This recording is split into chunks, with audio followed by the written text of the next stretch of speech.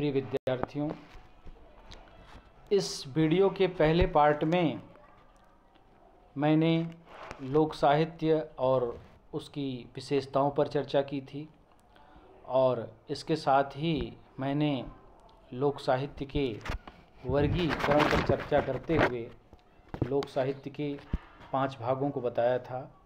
लोकगीत, लोक कथा, लोक गाथा, लोक नाट्य और लोक सुभाषित, जिसमें मैंने लोकगीत, लोक गाथा पर विस्तृत रूप से चर्चा की थी और लोक कथा पर चर्चा चल रही थी और मेमोरी के फुल हो जाने के कारण वीडियो कट गया था, तो इसका ये दूसरा पार्ट बनाना पड़ रहा है।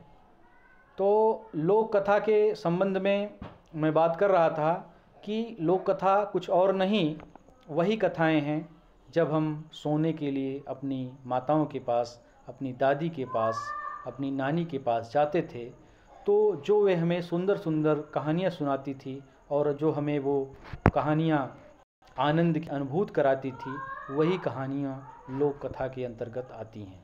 और इन कहानियों को सुनते सुनते कब हम निद्रा देवी के गोद में चले जाते थे और कब हम सो जाते थे, इस बात का हमें पता तक नहीं चलता था। तो ये जो कथाएं होती हैं, ये जो गद्य में जो कथाएं होती हैं, इनको हम लोक कथा के अंतर्गत रखते हैं। मैंने यह भी बात की थी, प्रत्येक व्रतों के अवसर पर भी लोक कथाएं कही जाती हैं। जो व्रत होते हैं उसमें जो स्त्रियां होती हैं वह जो है कथाएं कहती हैं, उन कथाओं को भी लोक कथा की श्रेणी में रखा जाता है। और आजकल प्रत्येक घरों में लगभग जो सत्यनारायण भगवान की कथा होती है वह भी लोक कथा की श्रेणी में आती है। इसके बाद जो लोक साहित्य का जो चौथा प्रकार है वह है लोक नाट्य। लोक नाट्य क्या होता है? लोक नाटक का संबंध अभिनेता से होता है, यानी अभिनय से होता है। तो लोक नाट्य में भी अभिनय होता है, यानी इसमें गीत, नृत्य और संगीत, इन तीनों की त्रिवेणी प्रवाहित होती है। गीतों के साथ जो अगर संगीत की योजना हो जाए तो हमें वह कितना आनंद प्रदान करती है, किंतु इसके साथ यदि नृत्य भी हो जाए तो आनंद की सीमा नहीं रहती है। इस तरह से जो लोक नाट्य होता है उसमें अभिनय इसका जो है प्रमुख अंग होता है और यह इस प्रकार से लोक साहित्य का चौथा प्रकार है।